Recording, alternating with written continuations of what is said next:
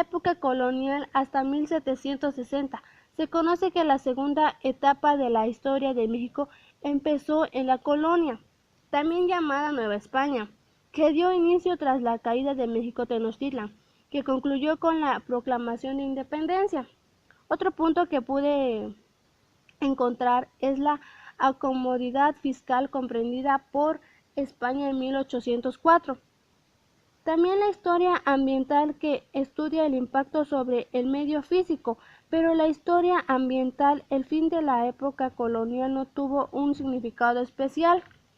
Otro punto, hacia 1880, cuando los ferrocarriles provocaron cambios muy profundos con el uso del suelo.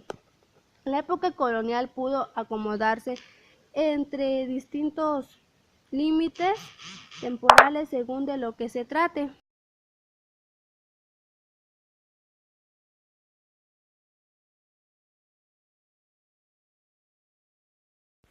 La época colonial empieza con la llegada de los españoles a Mesoamérica y con ello la conquista. La conquista abarcó poco más de 40 años repartidos en una fase inicial y otra de consolidación, tras los cuales tuvieron que pasar otros 50 años para que la Nueva España entrara en una etapa de madurez. Antes de hablar de los acontecimientos iniciales, debemos entender el contexto en el que ocurrieron.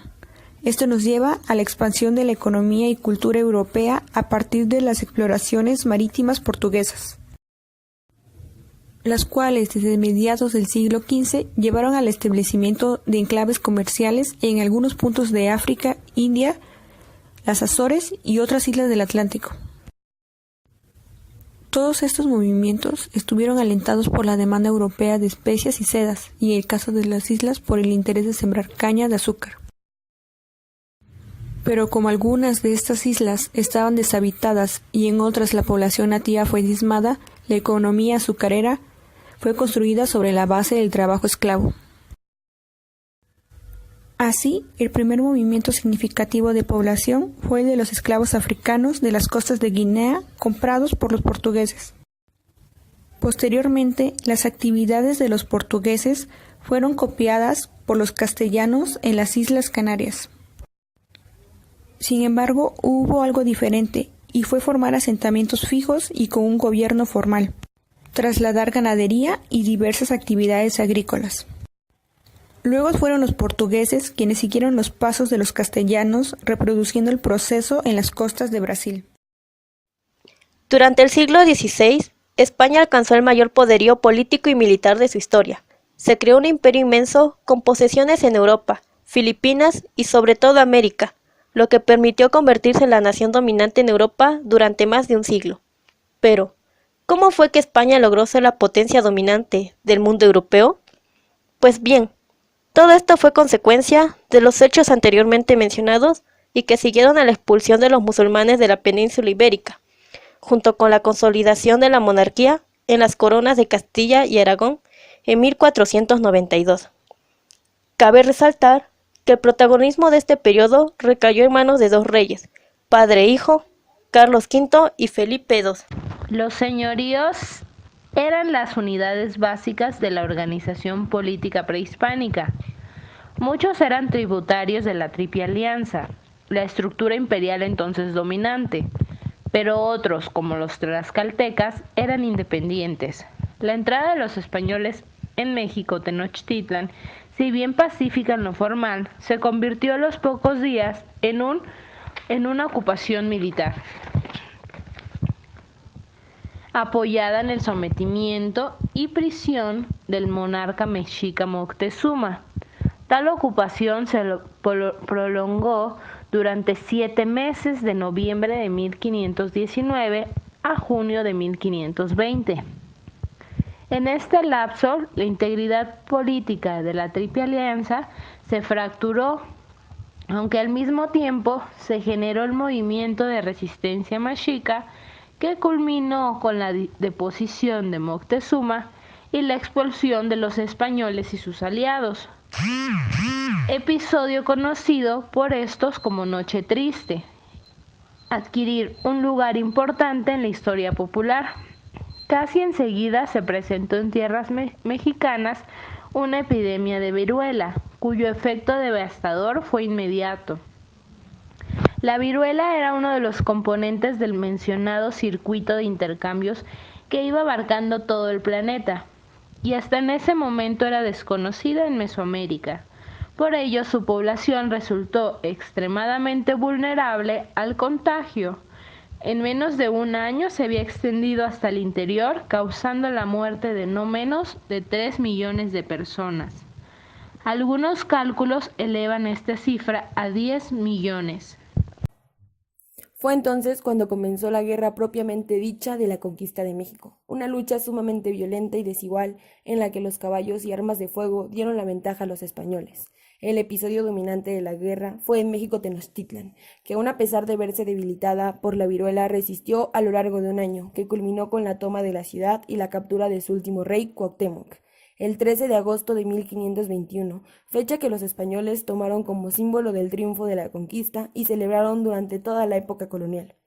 La guerra, sin embargo, no se limitó a esta acción, sino que se extendió a otros señoríos, tanto de la Triple Alianza como independientes, y se prolongó hasta 1525 o 1526. Los españoles triunfaron en todas sus acciones militares. Simultáneamente, diversas presiones y manipulaciones políticas condujeron al sometimiento sin violencia, o al menos sin lucha armada, de muchos señoríos más del centro y sur del país. El resultado directo del proceso referido fue el establecimiento de una relación formal de dominio entre los españoles y cada uno de los señoríos. Ciertos señoríos, los considerados de grande o especial importancia, fueron puestos bajo el control de los representantes de la corona. La instauración de un gobierno central representante de la corona de Castilla se fue cumpliendo al tiempo que los conquistadores consolidaban sus logros en nombre del rey. Un formalismo político que ideó legitimó al reino de la Nueva España como sucesor del imperio de Moctezuma. Los conquistadores decidieron reedificar la derrota y semidestruida Ciudad de México para erigirla como capital de la nueva conquista.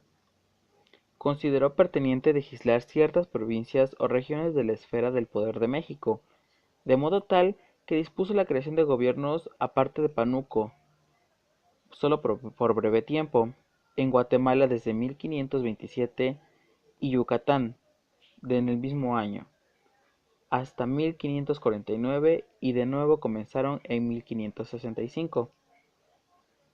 Simultáneamente, después de la llegada de numerosos españoles que desde 1522 se hicieron sentir su presencia cada vez más numerosa, se les llamó pobladores, para distinguirlo de los conquistadores militares.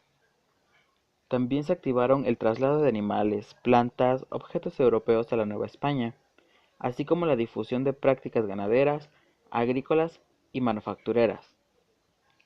No menos importante fue dentro de todo el contexto citado el arribo de frailes de las órdenes mendicantes, franciscanos, dominicos y agustino, a partir de 1524, y el paulatino establecimiento de sus doctrinas o bases de evangelización. Como fin último, la conversión de los paganos en la práctica de los frailes o los frailes doctrineros realizaron su labor con el apoyo de los encomendaderos y sobre todo de los señores nativos. Además, dependieron del tributo para su sustento.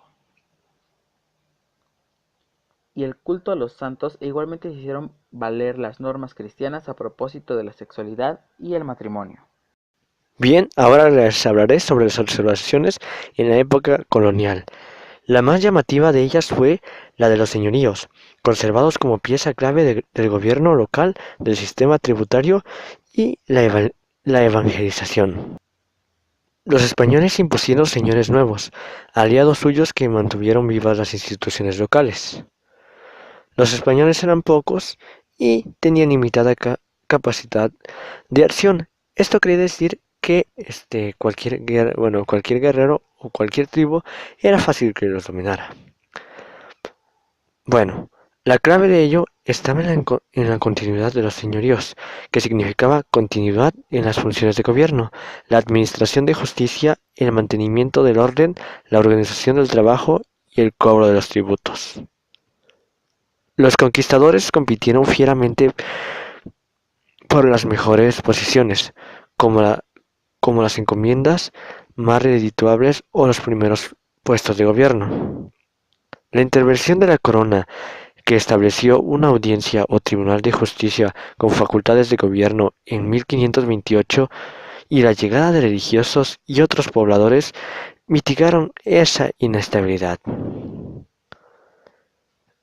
Una persona que fue representada en ese tiempo es Nuño de Guzmán, quien encabezó un nefasto gobierno como primer presidente de la audiencia y luego emprendió la conquista de la Mesoamérica occidental con métodos mucho más violentos y menos políticos que empleados por Cortés. Ansioso de deslindarse desde Nueva España, bautizó a sus conquistas como rey de la Nueva Galacia y les dio un gobierno propio en 1531. Pero, sí fue formalmente reconocido por la corona, pero no llegó a afirmarse como algo completamente independiente de México.